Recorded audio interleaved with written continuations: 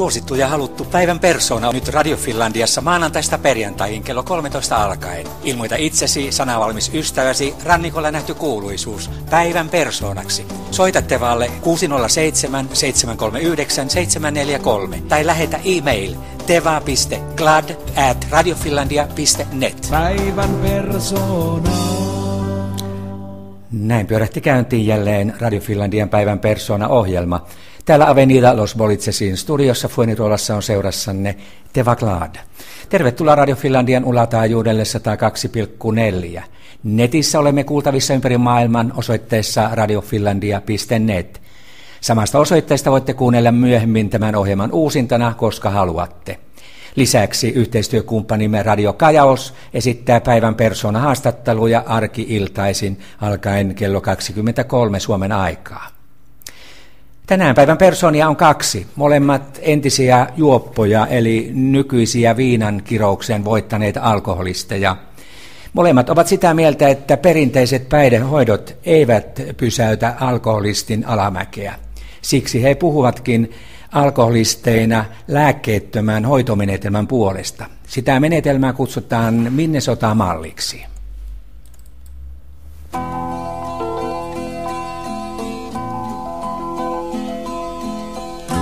Tyttö näki sillalta kuinka mustaa. Vesi oli alhaalla jossakin.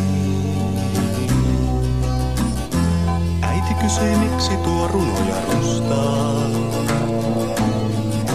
Lapsi on kai päästänsä sekaisin.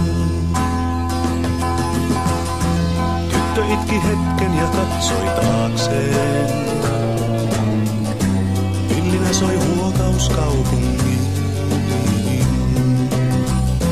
Kuinka tämän tuntisi omaksi maakseen?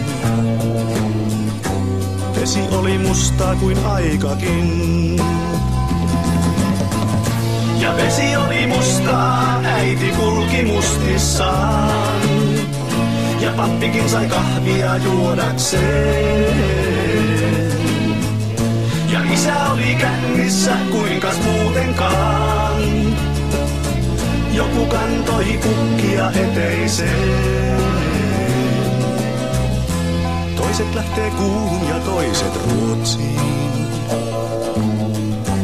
Toisilla vaan pienempi palkka on. Isä lähti 5 vuotta sitten Ruotsiin.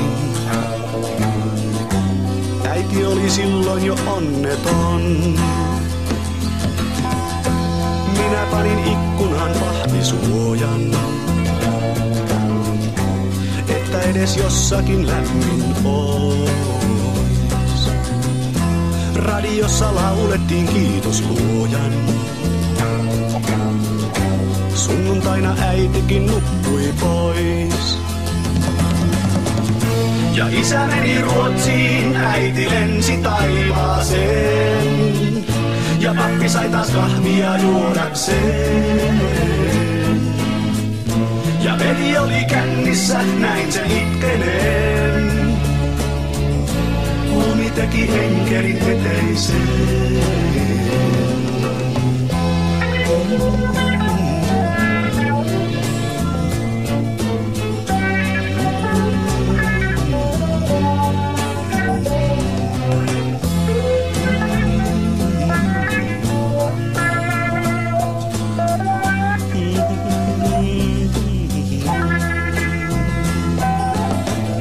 Ja isä meni Ruotsiin, äiti lensi taivaaseen. Ja pappi sai taas kahvia juodakseen. Ja veli oli kännissä, näin se itkeneen. Lumi teki enkelin eteiseen.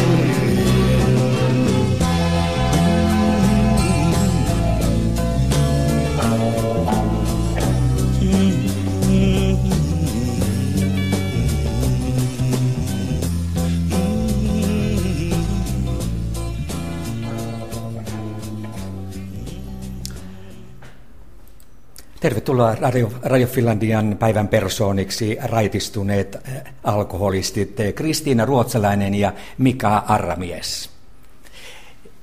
Avominne päihdeklinikalta. Mainitaan se heti tässä aluksi. Tervetuloa. Kiitos. Kiitos. Mika, olet ihan toistamiseen lyhyen ajan sisällä tällä rannikolla?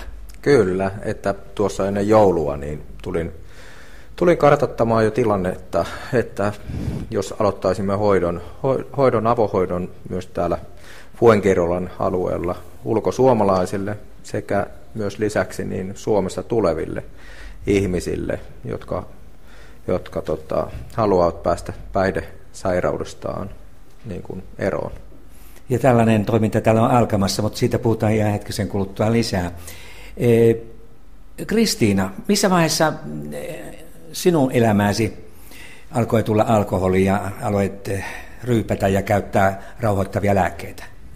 No alkoholi tuli kuvioihin jo 14-vuotiaana ja oikeastaan siitä lähtien se on pyörittänyt elämää ihan siihen asti, kun raitistuin 32-vuotiaana. Mutta lääkkeet tuli vasta viimeisenä 5 vuotena sitten tämän alkoholin lisäksi kuvioihin. Nämä päihdyttävät lääkkeet, joita mä sain ihan reseptillä sitten lääkäreiltä ja masennusdiagnoosin ja muiden mielenterveyshäiriöiden hoitoa varten.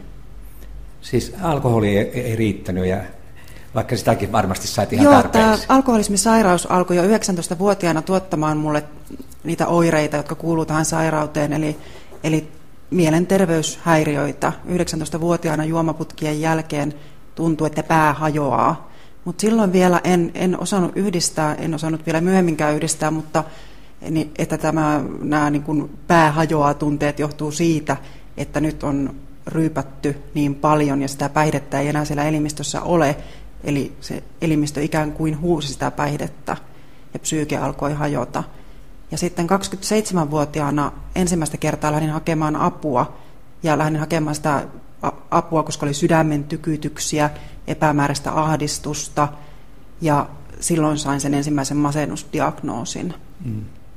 Ja tämä ensimmäinen vastaanotto lääkärin kanssa, niin hän ei kysynyt minulta päihteiden käytöstä, enkä mä edes itse niin kuin tietoisesti ajatellut, että tämä voisi tämä mun olotila johtua siitä, että olen viimeiset 10 päivää tissutellut enemmän ja vähemmän ja nyt sitten piti lopettaa, koska piti päästä sitten takaisin työelämään kesäloman jälkeen. Niinhän se yleensä kesäloman jälkeen käy, että arki koittaa. Joo, kyllä. Ja moni on käyttänyt liikaa alkoholia just loman aikana. Joo, mä itse olin silloin teho-osastolla sairaanhoitajana ja tosiaan se 10 päivää, mitä siinä join, niin en mä joka päivä ollut missään änkyräkännissä.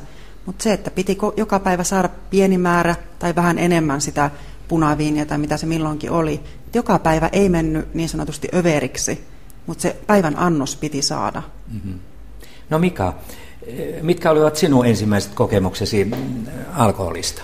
No aivan mahtava taivaskokemus 12 vanhana Helsingissä Herttoniemessä. Ja sen jälkeen tuli heti päätös, että tätä täytyy saada lisää. Ja mulla oli hermosto valmis vastaanottaa etanolia, joka on keskushermostomyrkky niin kuin NS-normaali alkoholin käyttäjille, mutta mulla oli tullut molemmilta puolelta sukua, isovanhempien ja näiden puolelta, niin genetiikkaa ja se napsahti meikäläisen nuoren pojan aivoissa, syntyi voimakas ilotulitus ja onnellisuuden tunne ja ihminen, joka rakastuu tulenpalavasti ja ainakin teini-iässä, jos ei myöhemminkin, niin hän jää koukkuun siihen tunteeseen ja kyllä mulla alkoi alkoholismi siitä ja se ei tarkoita, että mä rupesin juomaan joka päivä, vaan mä rupesin juomaan sitten joka viikonloppu. Pyrin juomaan ainakin. Millaista esimerkkiä vanhempanne näyttivät teille yleensäkin alkoholin käytössä? No,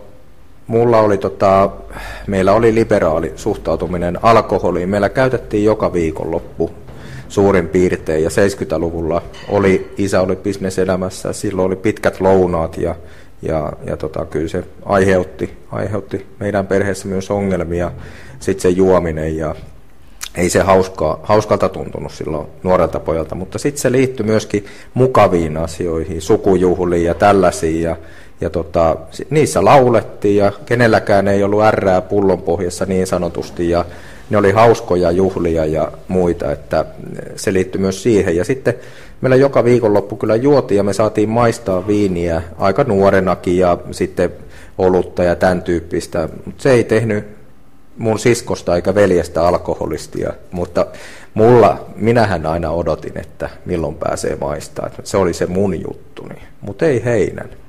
Ja se tähän alkoholismisairauteen ei liity kasvatus juuri millään tavalla, että meidän hoidossakin olevista niin on yli puolet niin kuin kokenut hyvänä sen lapsuuden ja sillai turvallisen vanhemmuuden, niin kuin mäkin koen justi, että mulla on ollut rakastavat vanhemmat, mutta ei täydelliset, niin kuin ei kellään. Että niin. Mutta tosiaan niin mulla genetiikka napsahti, mutta siskolla ja veljellä ei. Sama kasvatus oli. Mitäs Kristiina sanot? Meidän suvussa ihan äidin ja isän puolella on paljon alkoholismia. Ihan on kuoltu päihderiippuvuuteen ja sitä on niin kuin näkyvissä paljon. Mutta mun lapsuudessa niin muistan, että meillä isä ja äiti joi saunaoluet aina lauantaisin ja meillä oli sitten limsapullot meillä lapsilla. Mutta sitten myöhemmin, kun on ollut 10-vuotias, niin meidän lähipiiriin tuli alkoholismi hyvin lähelle. Ja sen jälkeen se suhtautuminen sitten juomiseen muuttui koko perheessä ja siihen alkoholiin. Missä vaiheessa alkoholi alkoi jo vaikeuttaa teidän työntekoanne? Sä sanoit, että oli tämmöinen loma-aika, Kristiina, kun sinä otit vähän enemmän, mutta kuitenkin niin huomasitko, että siitä oli jo ja vakavaakin tuollaista vaikeutta työntekoa ajatellen? Joo, kyllä jo 19-vuotiaana silloin opiskeluaikana, niin siitä oli niin kuin seuraamuksia siihen opiskeluun, että silloin tuli näitä poissaoloja koulusta sen päihteiden käytön takia. Mutta sitten 27-vuotiaana niin alkoi tulla näitä sairaslomia masennuksen takia. Et siinä vaiheessa alkoi vaikuttaa siihen työntekoon, kunnes sitten se viimeinen vuosi olin sairaslomalla ihan kokonaisen vuoden, että mä silloinkin tein tehotyötä sairaalassa, että se ei olisi ollut edes mahdollista sillä tavalla, miten mä käytin päihteitä siihen aikaan, niin tehdä sitä työtä. Että olin sitten kokonaan pois ja sairaslomalla masennuksen takia. Mites Mika? No, mulla alkoi se juominen sitten 12 vanhasta ja noin 6-17 vanhasta, niin viikonloppuna juotiin molempina päivinä ja sen jälkeen 18 vanhana meni työelämään ammattikoulun jälkeen ja se lisääntyi ja koveni, mutta oli sillä kova kunto ja nuoren ihmisen elimistö on siinä, se polttaa vielä se aika nopeasti ja mulla oli aina se, että ennen työpäivää ei juoda. Se oli se niin kuin motto ja muuta. Mutta sitten 25-vuotiaana rupesi tulee perhettä, lapset syntyi, 2 tyttöä ja muuta. Mä olin yrittäjä siinä vaiheessa, tein 14 tunnin työpäivää maanantaista torstaihin ja perjantaina lähdin aikaisemmin kotiin. Ja mä join sen perjantai ja lauantai ja elämä oli ulkoisesti nähden niin kuin normaalia suomalaista rivitaloelämää ja muuta, mutta mulla oli aivan karmeat krapulat ja laskuhumalat sunnuntaina, ja mä en pystynyt nukkumaan enää sitten sunnuntai-maanantai välisenä yönä, oli moraalisia krapuloita, aivan hirveitä morkkiksia ja fyysisiä krapuloita, sitten rupesi tulee just sitä, että mä en jaksa joka maanantai ja vielä tiistai ja keskiviikkoiltana rupesi olemaan, just niin kuin Kristiinakin, noin 27 ikäisenä mä lähdin hakemaan 28 vanhana työterveydestä apua, ja mulla oli paha uupumustilanne, niin sanottu burnoutti, ja sitten selkä aivan jumissa, fysikaalista hoitoa mulle suositeltiin, lisäksi mielialalääkkeitä, ja sitten mä halusin juomiseen kuitenkin apua, ja mut ohjattiin sitten. Mä en saanut semmoista lääkkeellistä naltreksonin hoitoa, kun se klinikan vetäjä silloin sanoi, että tämä ei onnistu. Ja tiedänkin, että se ei onnistu alkoholistille se lääkkeellinen apu. Mä halusin syödä lääkkeitä, kun siinä saa juoda kaljaa samalla. Mutta se ei antanut mulle, se ohjasi mut vertaisryhmiin, mutta se ei valitettavasti mulla niin 3 kuukautta pitempää raittiutta tuonut. Ja sen jälkeen mulla lähti taas uudestaan juominen liikkeelle, ja se paheni ja 2 avioeron jälkeen, avioliiton jälkeen mun 3-5-3-6 raitistuin, ja silloin mä olin 1,5 vuotta joutunut juomaan jo päivittäin. Ja mun uupumustila oli niin paha, että se kesti yhteensä kova uupumus 6 vuotta, josta 4 vuotta vielä raittiinakin ollessa. Eli mun työteho oli varmaan semmoista 10-30% luokkaa normaalista, ja yöunet oli välillä 2 tuntia, ja sitten taas töihin ja pitkää päivää tekee. Sehän on tiedossa, että alkoholistit elävät monasti niin sanottua kaksoiselämää. Eli perheelle pitää näyttää ja ystäville, että kaikki menee hyvin. Ja niin kuin Mika, sullakin on ollut ihan selvästi myös sitä. Vai uskallisit sä olla sitten kännissä oikein kunnolla, että kaikki muutkin näkivät?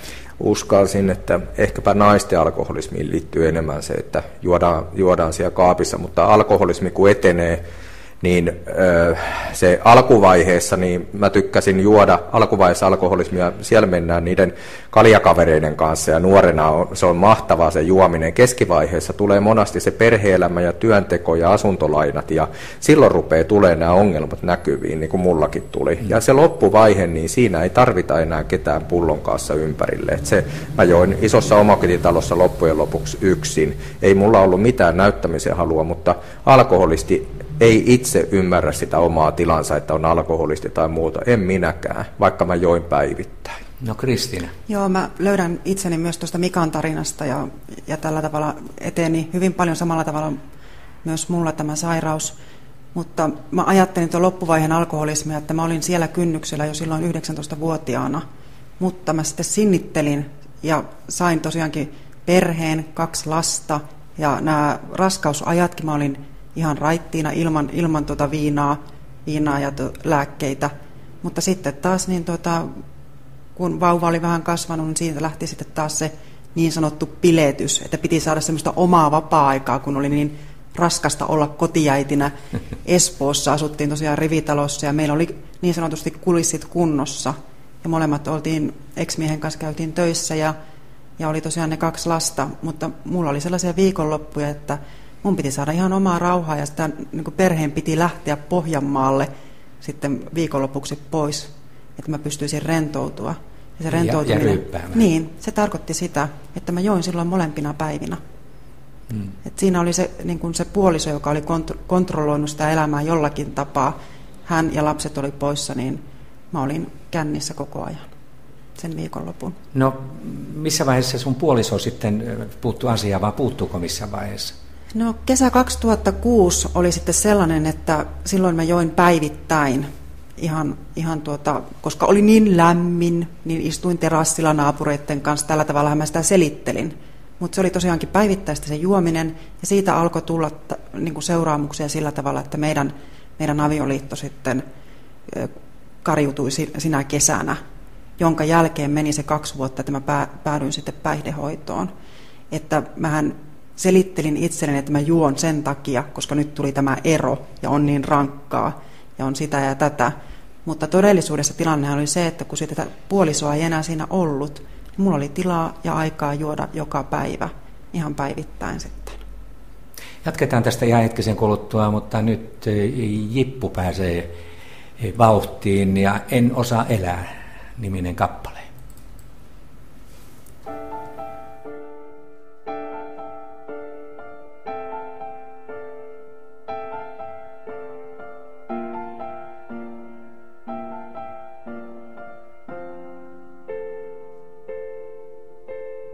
Kuinka monta talvea joudun muistamaan.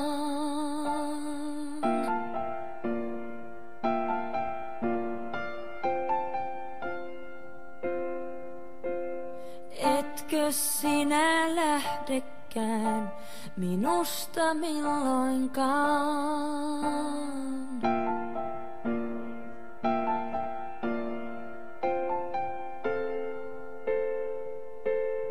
Eilen 4 tuntia mä itkin, eikä mikään helpota.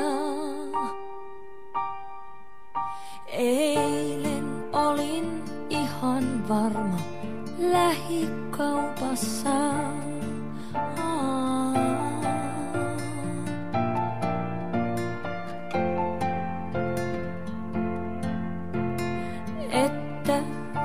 seisoit siinä kassajonossa.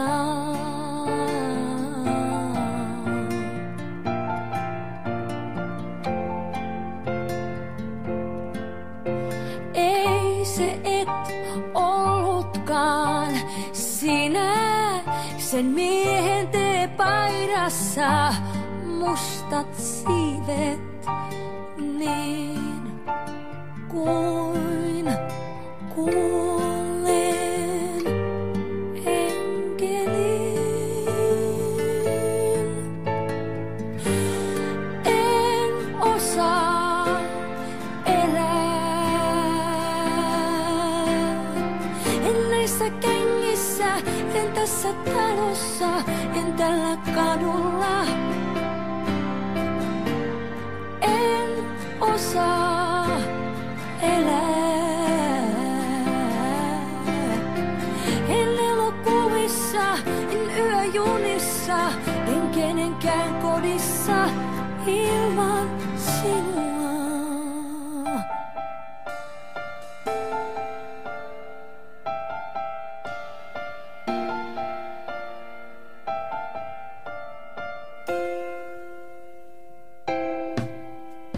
Olen lapsi, joka roikkuu kiinni sinussa.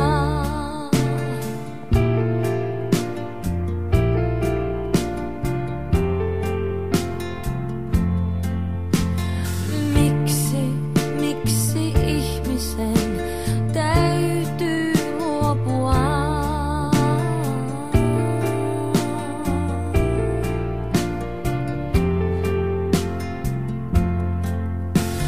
Vaikka pelkään pimeää muotoa, mä haen sinut takaisin takki päälle.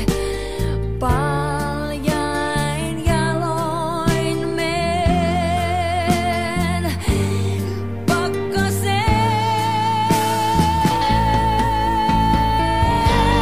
En osaa elää. Tänään päivän persoonia ovat Kristiina Ruotsalainen ja Mika Arramies. Mika, sä olet alkoholismin lääkkeettömän hoitomenetelmän eli Minnesota-mallin puolesta puhuja. Kyllä. Eli kerrotko, minkälaisesta mallista on kyse? Tämä Minnesota-malli on kehitetty Minnesotan osavaltiossa 40-luvulla, ja se on kehitetty 3 psykiatrisessa sairaalassa ja estämään, että kun ihmiset kuoli mielisairaalassa alkoholismiin, niin nämä ammattilaiset, jotka oli AA:ssa käynyt ja rupesi tietää tämän 12 askeleen ohjelman filosofiaa ymmärtää, niin rupesivat soveltaa sitten ammattimaisesti niin kuin käytettynä tätä 12 askeleen ohjelmaa. Ja se on juuri eri asia sitten taas kuin vertaisryhmä. Ja Minnesota-malli filosofia ei ole mikään yksittäinen hoitomalli, eli laitoshoito tai avohoito, vaan se on tosiaan filosofia, jota voi soveltaa. Siinä on 8 eri kohtaa, mitä amerikkalainen eräs psykologi on määritellyt sen. Ja ehkä tärkeimpiä kohtia siinä on esimerkiksi, että alkoholismia, kun mä puhutaan alkoholismista, niin se tarkoittaa myös ihan sama, se on kemiallinen riippuvuus, että onko lääkeriippuvainen alkoholisti tai huumeriippuvainen narkomaani. Niin alkoholismi on olemassa ja sitten, että alkoholismi on sairaus. Ja että sitten tärkeimpiä kohtia mun mielestä siinä on kohta 6, että hoitoontulohetken motivaatio ei ennusta tämän hoidon lopputulosta. Että meillekin tulee hoitoon selkäseinää vasten yleensä erouhan alla tai ero tullut jo toisen kerran rattijuoppona ajettu 3 promillen kännissä autokatolle ja pelkää linnatuomioon tai jotain muuta. Että ihan viimeisimmässä hädässä tullaan yleensä ja se motivaatio siirretään siitä ulkoisesta motivaatiosta, että pitää tulla hoitoon siihen, että hei, että mähän oonkin sairas, että mun pitää hoitaa itseäni, jotta mä voisin nauttiakin vielä tästä elämästä. Ja se on tärkeää. Sitten viimeisin kohta, että tämän saman perusohjelman puitteissa, eli tällä mallilla on hoidettavissa kaikki riippuvuussairaudet. Myös nämä niin kuin, tavallaan mielenriippuvuudet, niin kuin peliriippuvuus ja tämän tyyppiset. Kauanko 12 askeleen toipumisohjelmaan täytyy sitten varata aikaa ja miten nämä askeleet niin kehittyy? Meillä on tämä vuoden hoito, eli se on tuloksekkain malli siinä mielessä, että meillä on perushoitojakso, joka käsittää noin 55-80 tuntia ohjausta, ja me mennään askeleet 1-9 niin kuin, tämän perushoitojakson aikana, ja 10. askel on sitten tämän jatkohoidon askel, ja jatkohoito kestää noin 11 kuukautta, ja siellä käydään kerran viikossa. Se on tavallaan sen omahoidon käyneiden kesken vertaisryhmätapaaminen niin, että vuosi tulee täyteen. Ja ensimmäisessä askeleessa myönnetään, että meillä on ongelma, jota ei ole yksin kyetty ratkaisee. Ja toisessa askeleessa opitaan uskoa, että tästä paikasta voisin saada avun. 3. askeleessa, kun uskotaan, että sieltä voidaan saada apu, niin 3. askeleessa otan avun vastaan, rupeen tekemään töitä sen. Kuuntelen, mitä siellä sanotaan ja teen ohjeiden mukaan. 4. askeleessa mä aloitan itse tutkiskelun, me käydään koko elämänhoidossa läpi. Ja 5. askeleessa mä puhun sen rehellisesti ääneen, ne itse tutkiskelun tulokset, koska elämä on ollut pelkkää valhetta, että alkoholisti, päihderiippuvainen elää illuusio maailmassa. Hänellä on mielen kieltämisen mekanismi, joka me puretaan sitten, ja sen takia meillä on jokaisella oma toipumiskokemus meillä ohjaajilla. Että me ohjataan sitä, kun ihminen terapoi itse itseään siinä. 6. ja 7. askel on näitä omien luonteenpiirteiden muokkauksia, särmien hiontoja ja muuta, että olisi tavallaan nautittava se elämä, niin niillä muutetaan näitä myöskin esimerkiksi tunteita, kuten vihaa, ahdistusta, kateutta, kaunaa, mutta myös luonteenpiirteitä, niin kuin äkkipikaisuutta ja tämmöisiä, että ruvetaan nauttimaan elämästä enemmän. Ne on tärkeitä siihen. Ja 8. ja 9. askel on, me otetaan läheiset mukaan, ne on hyvitysaskeleet. Meidän täytyy niin kuin pyyhkiä pöytä. Ihminen tekee täysin itsensä vastaisia asioita ja kuolee tähän, jos hän ei raitistu, niin kuolee tähän sairauteen. Ja se täytyy ymmärtää ja se tuottaa läheisille suunnatonta kärsimystä ja haittaa. Niin läheistäkin pitää saada niin kuin purettua ne asiat samalla tavalla kuin tämä hoidossa oleva potilas. Ja lähdetään yhdessä elää. Ja 10. askel onkin, että jatketaan itse tutkiskelua, päivittäinen inventaario ja käytetään niitä työkaluja päivittäin, mitä ollaan sieltä hoidosta saatu. Mm-hmm. Ja 11. askel onkin sitten, että uskon, että elämäni kantaa, että tullaan uskovaiseksi, että raitiselämä on huomattavasti mukavampaa kuin se juovan ajan elämä. Ne on kuin musta ja valkoinen. Että tullaan tavallaan uskoon, mutta tässä uskonnolla ja politiikalla niin ei ole mitään, niitä asioita ei oteta esille tässä hoidossa, vaan tämä on hengellinen hoito-ohjelma, joka tarkoittaa sitä, että kun juovalla aikaa on joutunut käyttäytymään oman arvomaailmansa vastaisesti, niin nyt pääsee elämään sitä omaa arvomaailman mukaisesti ja ottaa vastuun siitä elämästä ja sairautensa hoito. Ja 12. askel on tämä, että se on niin kuin tavallaan sanomansaattoaskel, että näiden askelten tuloksena mä oon kävelevä objekti toipuneesta ja toipuvasta ihmisestä, että ihmiset näkee, minä itse tiedän, mutta varsinkin ulkopuoliset ihmiset näkee musta sen muutoksen. Ja ne tulee kysyä, naapurin setä tai täti tulee kysyä, että mitä sulla on tapahtunut, että meilläkin on tätä ongelmaa, että mistä mä voisin saada apua. Silloin mä voin auttaa, ohjata ihmisen taas uudelleen tähän. Ja tämä on kiertävä, ja tässä nämä ohjelmat, näissä jäädään elämään, askeleissa jäädään niin kuin elämään vielä, että elämänlaatu pitää muuttua radikaalisti, ja me ei puhuta raittiudestakaan enää, vaan ohjelmassa elämisestä. Tämä on ihmisenä kehittymisen ohjelma. No Kristiina, miten sinä uskasit lähteä, vai vietiinkö sinut mukaan tuohon avominen hoitoihin? Mika tuossa just kertoi, että kaikki riippuvuussairaudet tai oirehdinta on hoidettavissa tämän saman ohjelman puitteissa, ja kertoi just tuosta läheisistä ja hyvitysaskeleista. Ja mä tulin avominneen vähän niin kuin sitä kautta, että tulin tänne läheishoitopuolen jatkohoitoryhmään kuuntelemaan, että mitä siellä jutellaan, koska mulla oman raitistumisprosessin jälkeen noin vuoden kun olin ollut raittiina ja se päihderiippuvuus oli hoidettu, niin tuli sellaista tunne-elämän tuskaisuutta. Ja tulin sitten tähän läheisten ryhmään kuuntelemaan, ja siellä sain sitten ymmärryksen, että mulla taitaa olla vähän jotakin muutakin kuin pelkkä päihderiippuvuus. Eli mä olen tosiaankin niin elänyt lapsena päihderiippuvuuden läheisyydessä, ja se on sitten seurannut koko elämässä, ja tämä elämä on ollut sellaista selviytymistä myös niin kuin muiltakin osin kuin pelkästään päihderiippuvuuden niin kuin osalta. Että kun se oli hoidettu ensin, niin kuin pitääkin, aina pitää ensin hoitaa se kemiallinen riippuvuus, että voidaan nähdä, että jääkö ihmiselle jotakin muuta tunne-elämän häiriötä tai ongelmaa. Että esimerkiksi peliriippuvuus tai me puhutaan ihan läheisriippuvuudesta. Eli mä olin lapsena elänyt sellaisen ulkopuolisen ilmiön kautta ja joutunut sopeuttamaan omaa persoonaa siihen ilmiöön. Ja sitten niin kuin aikuisena se mun elämä oli muodostunut sellaiseksi, että mä elin koko ajan jonkun kautta. Joko se oli parisuhde, mutta se oli myöskin välillä työ. Ja elämä niin kuin perustui siihen, että mä miellytän ja suoritan ja yritän jotenkin selviytyä elämästä. Ja se ei ole elämää, vaan se on jotakin ihan muuta. Että nämä asiat täytyy myöskin mun purkaa sitten sen jälkeen, kun päihderiippuvuus oli hoidettu.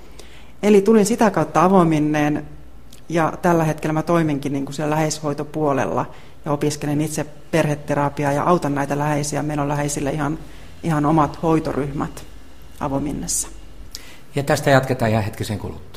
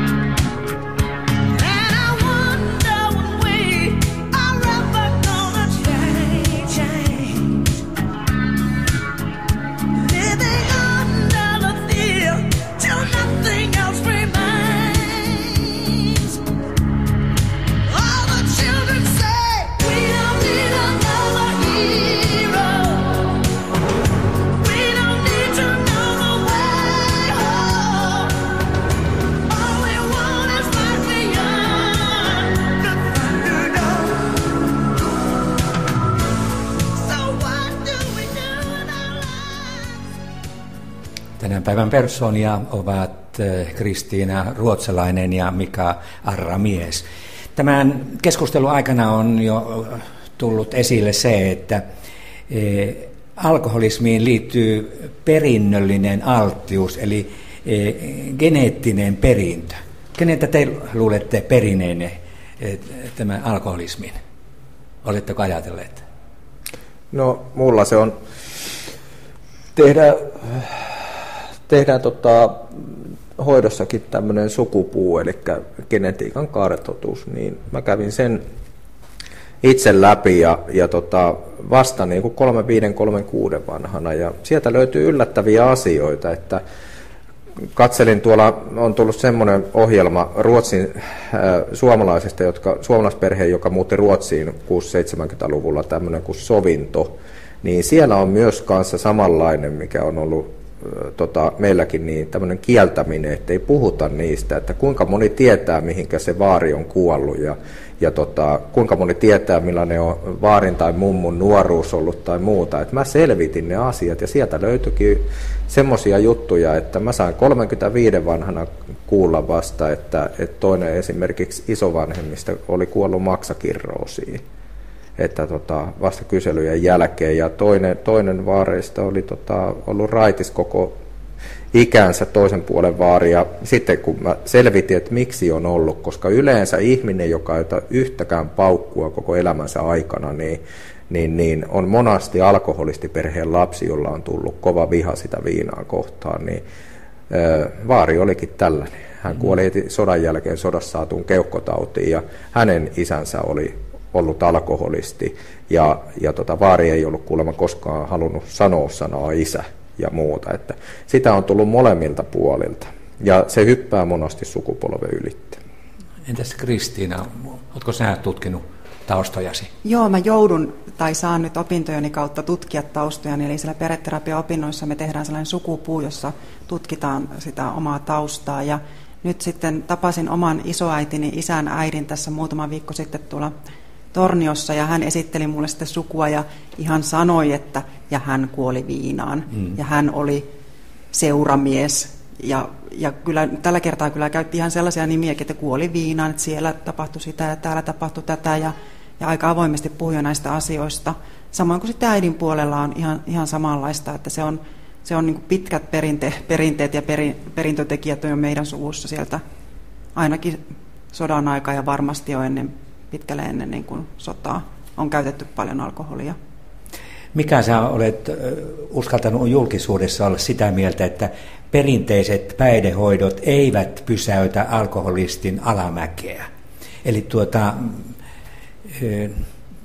tätä sä saat hieman perustella nyt. No joo, mä voin perustella ihan omalla kokemuksellisuudella myöskin ja myöskin sitä, että mun on pakko tuoda sitä asiaa esiin, koska näin se kyllä on. Että Suomessa tämä liitetään mielenterveysongelmiin ja ohjataan monasti psykiatrian piiriin, jossa on myös sitten lääkkeet. Ja ihan niin kuin Kristiina tuossa alkuvaiheessa sanoi, niin ihmiset, jotka ei ymmärrä omaa sairauttaan eikä ymmärrä omaa tilaansa, menevät hakemaan apua niihin oireisiin, mitä tämä päihderiippuvuus tuottaa lääkäreiltä ja mielenterveyspuolelta, esimerkiksi psykiatriasta. Ja he kertovat sitten oireenaan näitä, että heräsin aamuyöstä ja joka aamuyö herään, ja sitten on karmeet paineet ja väsymys ja jaksaminen, kun odotan, että kello tikittää, noin 7 pitää aamulla lähteä, et en jaksa. Ja jättävät kertomatta, että käytetään jo alkoholia joka ilta, että saataisiin unen päästä kiinni, herätään aamuyöstä, herätäänkin krapulaan, mennään vessaan ja on niin kova krapula aamulla, että ei saadakaan 3-4 jälkeen ei voida ottaa lisäpaukkuja ja sitten täytyy odottaa sitä töihin lähtöä. Ja näin saadaan käyttäytymisoireiden perusteella niin lääkitykset ja monasti mielenterveydellinen diagnoosi siihen. Ja nämä lääkkeet alkaa. Tämmöinen tyyli on. Ja se on ainoastaan kukaan ei tee pahuuttaan eikä piruuttaan tätä, vaan Suomessa ei ymmärretä, että alkoholismi on tällainen sairaus, joka muuttaa ihmisen persoonallisuutta. Lisäksi tähän sisältyy voimakas perimä. Ja tähän kuolee ihan yhtä lailla niin kuin lääketieteen edustajat kuin sitten talonpojat ja kupparit ja kaikki muutkin.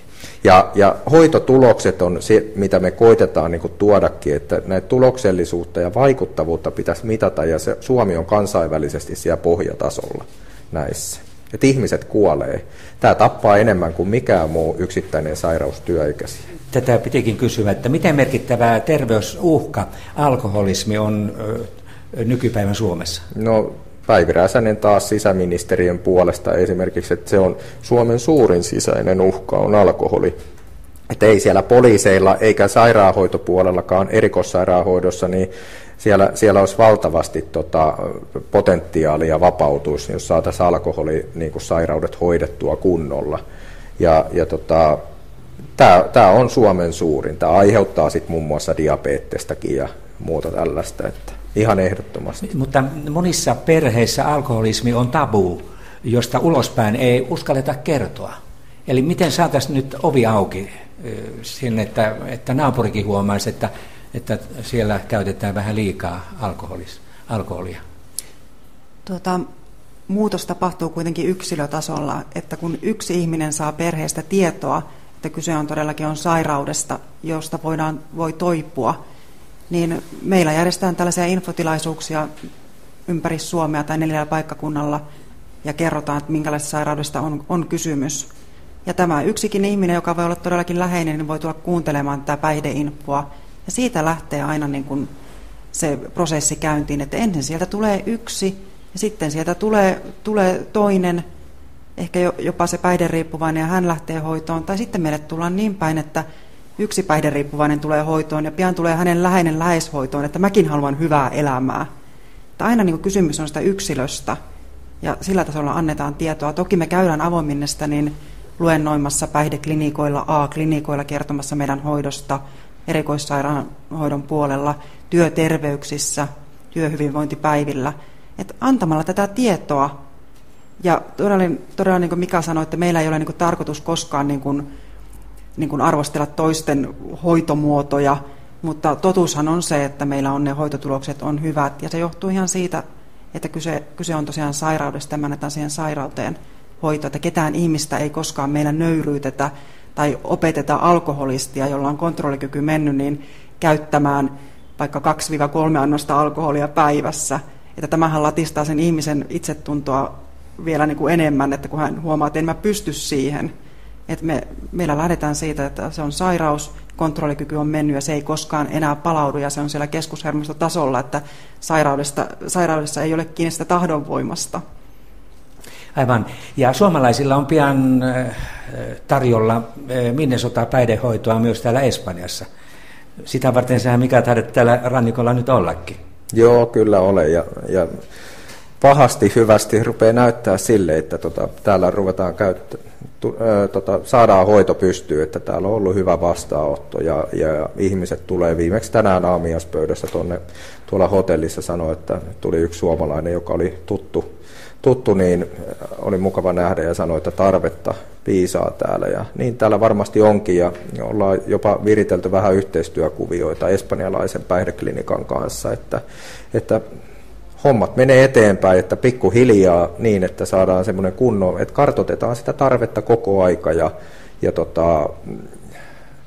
askel askeleelta kyllä nyt näyttää vakavasti sille, että täällä pistetään pystyyn sitä ja ehkäpä jo huhtikuun puolella ryhmät ja meidän kotisivulta sieltä www.avominne.fi, niin siellä on kohta Fuengirola esimerkiksi, niin sieltä kannattaa katsoa ja jos on kiinnostunut, niin soittaa minulle ja kysellä ja ilmoittautua vaikka ryhmään, jos haluaa lähteä hoidattaa itseensä. Meillä on tarkoitus perustaa semmoinen 4 viikon intensiivinen hoitojakso, jossa on iltaisin hoitoa 4 kertaa viikossa, niin että tämmöinen 55-65 tuntia tulee täyteen. Me mennään jokaisen ihmisen kanssa samanlainen prosessi läpitte. Ja ryhmää otetaan noin 4-6 henkilöä sitten. Ei muuta kuin ensiksi teidän sivuille sinne ja sitten siellä on varmasti sitten myöhemmin tätä asiaa koskevaa informaatiota saatavilla.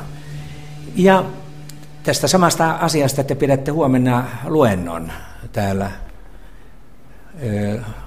Fuengirolassa, eikö vaan? Kyllä, Sofia-opistolla kello 15 huomenna on tosiaan päihdeluento, jossa tullaan kertomaan myös tästä läheisriippuvuudesta, että kaikki läheisetkin on erittäin tervetulleita ja kuka tahansa, että tämä päihderiippuvuus koskettaa kuitenkin kaikkia ihmisiä, jos ei siellä kotona, niin sitten ehkä työpaikalla tai jossain muussa yhteisössä.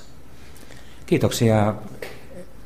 Niin, mikä sulla oli vielä? Niin, ja tämä on niin yleissivistävää tietoa, mitä me annetaan tässä, että sinne kannattaa tulla, vaikka ei olisi lähisuvussakaan alkoholismia, niin ymmärtää tämän asian. Tämä tavalla tai toisella kuitenkin, niin ymmärtää ihmistä, joka näkeekin ja muuta, niin kannattaa tulla kuuntelemaan sinne Sofia-opistolle kello 15 lauantaina. Kiitoksia Kristiina ja kiitoksia Mika käynnistänne. Kaikkea hyvää. Kiitos samoin.